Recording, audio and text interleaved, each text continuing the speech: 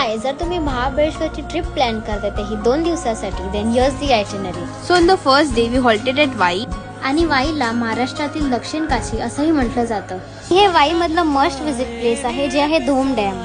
इथे तुम्हाला camel riding, horse riding आणि वॉटर स्पोर्ट्स ही एन्जॉय करता येते.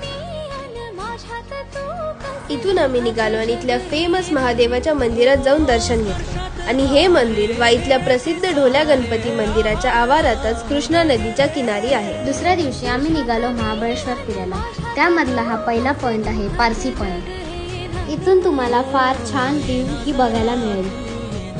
सेकंड स्पॉट आहे मॅप्रो गार्डन. इथे भरपूर ज्युसेस, जॅम्स, चॉकलेट्सचे व्हरायटीज आहेत. ऑल्सो तुम्हाला इथे गेम्स खेळायला भेटतील.